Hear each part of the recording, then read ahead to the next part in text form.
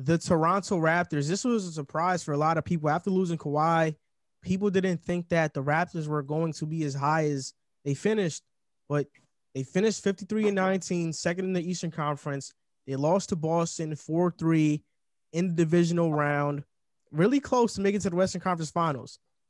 But I just think don't sleep on them. Don't sleep on Toronto. I know they lost Marc Gasol and Serge Ibaka, but they gained Aaron Baines, and I think Aaron Baines is at this point in his career is better than Marc Gasol. I think Aaron Baines is better than him. He can be more consistent from the three, which is what Marc Gasol struggled with in the playoffs. I mean, they brought in Fred VanVleet. They re-signed him, which was huge. Alex Len, DeAndre Bembry. I mean, I really count on the Raptors to maximizing these guys for whatever they have left. And we've been seeing it lately in the preseason. Malachi Flynn has been awesome. He looks like a draft day steal. And now you have a 3-guard lineup of Kyle Lowry, Fred VanVleet, and Malachi Flynn. We know that Lowry and Fred VanVleet aren't always healthy. So now you have Malachi Flynn who's going to play a huge role. And I think he's ready for that. He looks really good so far. Yeah. I like the Raptors, and I give them a lot more credit than I probably would in a different situation because of Nick Nurse. He's the best coach in the league, in my opinion. And like you said, he's going to maximize the talent that he has. My only issue with them is it's going to take a lot of development this season. They're going to have to take another step this year that they didn't necessarily take last year. And I think that that's what hurt them playoff time. Pascal, defensively, they're going to be great. There's no question about that. Again, that comes from Nick Nurse and having a bunch of dogs in the lineup. But offensively, they need someone to step up and be the guy. Is it going to be OG Anunoby? I don't think he's going to be that type of guy. Can Siakam grow his offensive game to that point? That's one of the biggest question marks surrounding him. If he does that, my take will definitely change on this. But I do think overall losing Gasol and Ibaka and then replacing that with Baines and Bembry or Len, I think was a slight downgrade just because the Ibaka piece was bigger for me than the Gasol piece. But I do like the addition of Baines. I still think they're going to be a playoff team, no question. They're one of my 6 locks in the Eastern Conference. And I agree, Malachi Flynn was one of the biggest steals on draft day. He was great at San Diego State last season and one of the best years for that program in almost a decade. It's where Kawhi came from, so maybe a little more San Diego State magic there. But I like the Raptors, but it's going to take a lot of work out of their young guys to get them back to where they were last year. And before you go, I think OG Anunoby is going to be Anunoby or whatever. No, Anunoby. Anunoby. Oh, yeah, that's what I said. No, I think the Anunoby. I think that's what you said. OG Anunoby is going to be in the conversation for most improved player this year. I think every single year he's grown his game, and out of Indiana, he was supposed to be a top pick. He only fell because of injury, and I think his potential is really high. He has a high ceiling. And shout out to my boy Jack, because I was just about to talk about Malachi Flynn. He was one of the key components in a historic San Diego State season. And I know it shut down because of COVID. He was a great player. He was going to get drafted regardless of the season. But for Toronto, and I know people think I'm a big Toronto hater, but no, I do think defensively, they're always going to be at the top of their game, whether it's regular season, playoffs.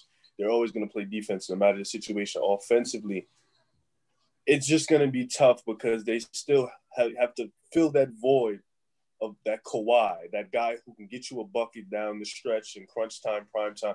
And Kyle Lowry can do it. VanVleet can do it. But it's just something about Kawhi. He was just a different beast on that level. We don't know if Pascal Siakam is going to be that yet.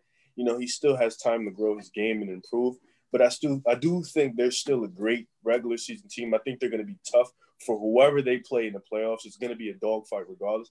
They just have to figure out, because when they played Boston, it was a lot of times they lost down the stretch. You know, those games were particularly close, and they lost a lot of games in crunch time. So they need that guy to get it going, and we have to still see if Pascal's going to be that guy. But I do have them as a really great team in the regular season. I mean, also, their starting lineup, I think this year projected one is Lowry, VanVleet, Anunoby, Siakam, Anunoby, Siakam, and Aaron Baines. And I think their bench is really good. I mean, I think Matt Thomas is ready to take a step up. Terrence Davis, Norman Powell is still there. We mentioned Malachi, Chris Boucher. Him. So Patrick McCall, we'll see. He's like a really big meme in like the NBA community, but he's undefeated. I think he was undefeated in the finals. I don't think anymore. But no, yeah, he is. I No, think he is. He's still undefeated. But yeah, I think they still have a very good starting lineup. They still have a bunch of depth. I mean, Terrence Davis, he was a rookie last year. He's going to get better this year. Norman Powell is a guaranteed 15 points per game per night, around there every single night. Malachi Flynn, we mentioned him. So they still have a bunch of depth. That problem is just going to be they don't have a star to close out those big games in the playoffs. But in the regular season, I think they'll be fine. Yeah, I really like the Raptors as a regular season team, and I like what Riv said about them. They're going to be a great regular season team just because they're really well coached and they have a bunch of scrappy guys. I would not be surprised to see them make a move at some point this season. And I don't know what star is going to become available, but I feel like every year, we see a circumstance where a star becomes, the victim of trade rumors.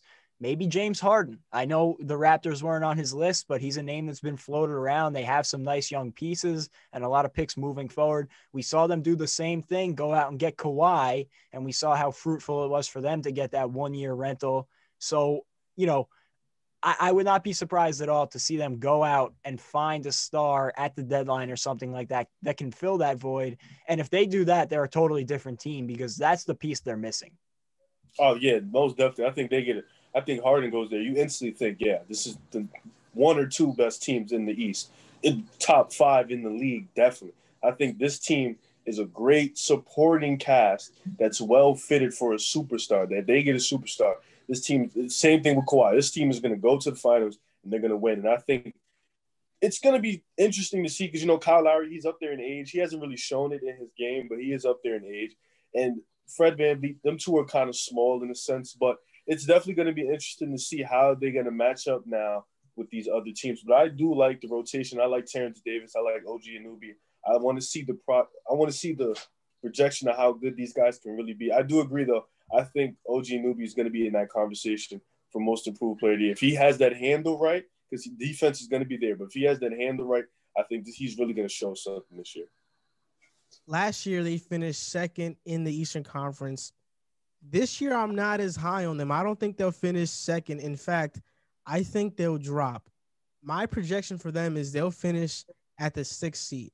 But damn, I think they can finish as high as 3rd because they'll be a really good regular season team. They'll finish as high as 3rd, and the lowest they'll finish is 6th because you have Brooklyn, you have Boston, you have Philly, you have Milwaukee, you have Miami. Those are all teams that I think have more star power than the Raptors, and they should finish better than them in the regular season. But we all know how the Raptors can be in the regular season. So, that's why I can see them being as high as 3rd, but I would pick them to be 6th. I think that Joel might have been cheating off of my notes because I literally had the same exact thing. I have them finishing at 6th overall in the regular season. But like you said, I could see them finishing as high as 3rd, maybe even 2nd, depending on how things shake out in the rest of the East. But like I mentioned, they are one of my 6 Eastern Conference locks. I don't see any situation barring injuries where they miss, that top 6 seeds. But I think out of those 6 teams that we'll get through, they're the least talented in my eyes. So that's why I have them at 6 this year. They really exceeded expectations last year. And I think they're going to take a step back this year.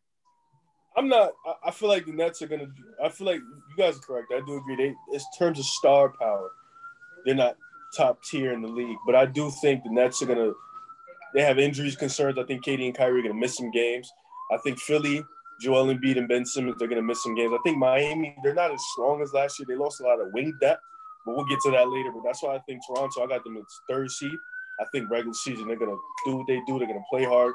And they're going to score a lot of points. I think offensively and defensively, they're going to be there. So I have them as 3rd seed. The lowest I have them is probably 5. But just off the strength of the Nets' injuries concerns and Philly's injuries concerns, I don't have them too high. I think for those two teams, I think for the Nets, it doesn't matter what seed they are. But I think injuries aside, this team is healthy. They're deep. So I have them as a 3rd seed.